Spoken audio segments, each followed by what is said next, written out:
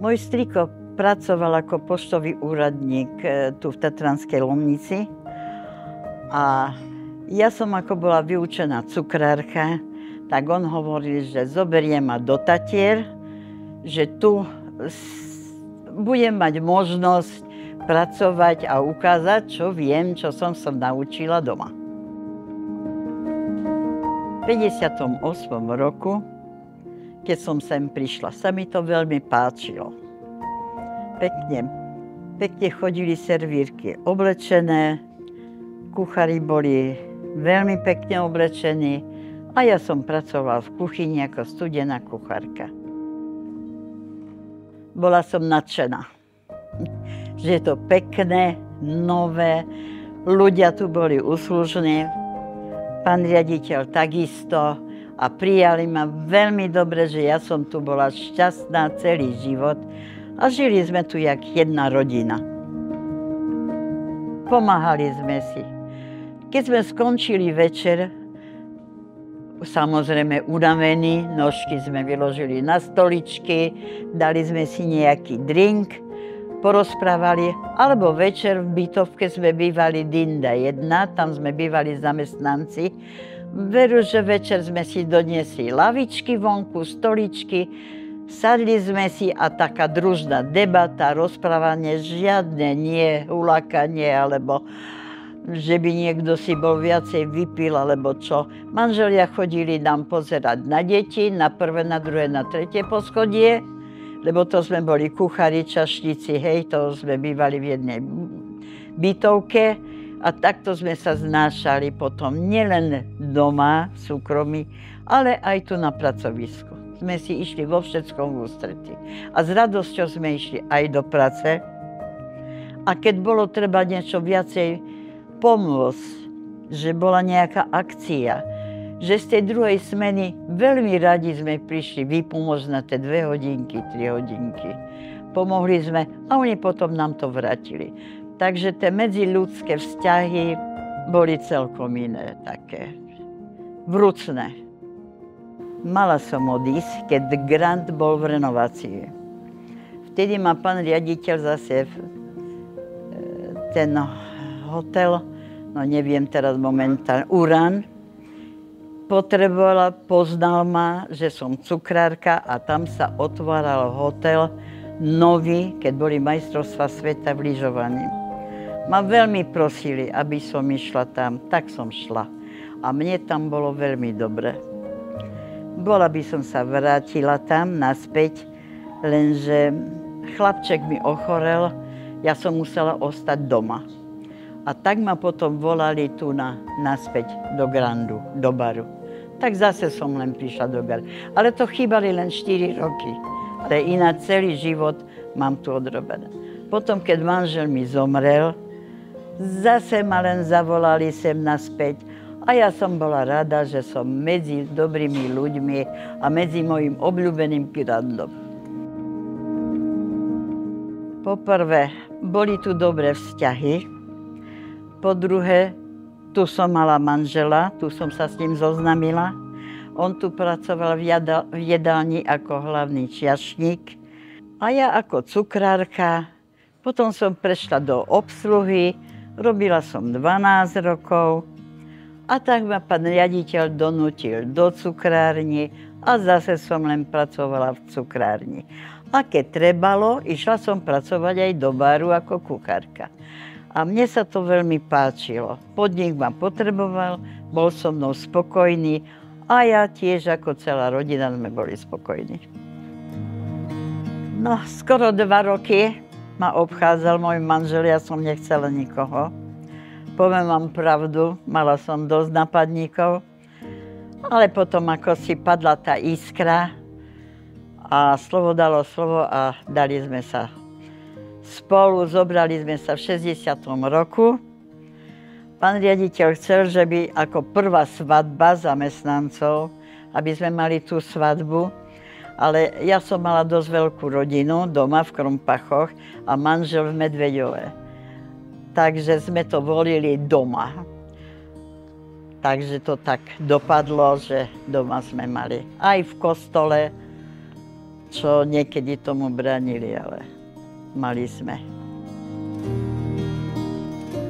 Naša kuchyňa išla do Maďarska a z Maďarska prišli sem. Boli tu čašníci, kuchár a cukrárka. Samozrejme, ja som nevedela po maďarsky, ale manžel vedel. A mne sa veľmi išiel na odbyt cez šomloj halušky. Tak manžel mi to potom opýtal sa tej cukrárky, napísala, preložil a ja som tak začala piesť. No malo to ohlas dodnes. Keď ma stretnú Lomničania, vždy povedia, jej, to boli šomloj halušky alebo jablkový pár. Robila som to s láskou, tak ako pre seba, že dala som do toho všetko a možno, že aj to im chutilo. Najpopulárnejší bol ten jablkový páj so šlahačkou, posypaný mandlami a z jablček. Lebo tie jablka, ktoré boli ochutené s hrozienkami, orechami, to dávalo chuť tomu jablkovému páju. A zahusťovalo sa to, mala som piškoty, to sa pomlelo a s tým sa zahustilo. A to sa dávalo do takých pekačíkov, ktoré sme si piekli, taký okrúhly. Z toho sme si narezali tých 10 kuskov, ozdobili hodne šláhačky, navrch mandle pražené a ovocím.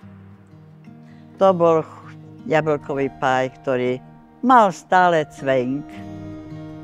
Jedna varka koláčov, keď sme tu dokladali, mala som ich aj 22. A tých jablkových pájov, to si vždy prišli čašníci zobrať do cukrárny. Tu sme uložili tých 8-16, lebo 8 sa dalo z jedného nakrajať. A keď potrebovali viacej, že mali skupiny, radi sme priložili, lebo tie jablka sme dopredu upiekli, sme to piekávali v rúre. A tak tým pádom dlhšie to potom vydržalo. Viete, že to pečené s orechami je ochutené týmto, dali sme to do ladničky a keď potrebovala aj 20 pájov, tak sme boli ochotní to pripraviť. Poviem vám pravdu, nie aby som sa chválila, ale keď som bola na galérke, išla som domov a som videla, že Nemci majú 2-3 kusky na tanieriku. Nechýbal páj alebo šomloj halušky, tak som bola trošku šťastná, hoci som bola veľmi unavená z toho pečenia, lebo pritom treba stať od rana, kým nejdete domov. Nie, dostal ho tu. Mal cukrovku, ale keď mal chuť, robila som taký ovocný tunel, tak ten som si vždy dal. Ale aj ten jablkový páj. Lebo tam nebolo nič takéto, tak bol tam cukor, ale jablčko predsa to neuškodí. No musím sa zasmiať, že keď sme mali turistov, sovietov, skupinu na zadnom rajone. Tí neodišli, my sme servírky stáli v rade. Každý a jeden nám dal buď balíček cigariet, voňavku a každý nám podal ruku. Že keď ich bolo 80, tak 80 rúk sme mali podané s vďačnosťou a ďakovali nám veľmi. A Nemci takisto sedávali na strednom rajone. Tam som tiež najviac obsluhovala. A tie takisto nás obdarovali buď nejakým úteračikom, frotej to bolo, alebo punčochy, ktoré nám boli vzácne. A vždy nejakú korunku dali do vrecka, hej. Jeden právnik, pamätám, že vždy dal si kavičku, takú dobrú dupla, vždy pýtal duplo preso a vždy mi dal plus 3 € do vrecka, bo som mala zastierku.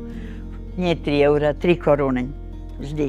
Jeho manželka vždy tak pozerala krivo na to, ale ona si to zaslúži. s úsmevom a dobrú kavičku, lebo sme mali prvý stroj taliansky na preso kávu. To sme mali v hale. A dala sa s tým robiť aj taká krásna pena, lebo keď som vytlačila do šálky tie kávy, pákov, a teraz som si z boku tú tyčku a som nastriekala tam tej peny. Bola krásna pena, taká veľká na tej kavičke. Tak on bol nadšený a ja som tiež bola, že bol spokojný hosť. Každý piatok došli tu, docestovali lekári, nejakí úradníci z Bratislavy, z Košíc. A my sme sa tak zvítali vždy, každý piatok. Oni nás mali radi, že sme boli pekné, mladé, usmievavé, obslužné. A my sme zase mali ich, že nás pekne vždy privítali, vystiskali a boli radi tu. A takto by som povedala, že veľa hostí, aj z Čiech tu chodilo, aj veľa spevákov. Chodili tu každý rok, oni nás poznali, im sa ľúbili Tatry. A my sme boli radi, že zase sme videli, no nie nové tváre, ale staré tváre, ktoré k nám radi chodia a sme boli pyšní na to.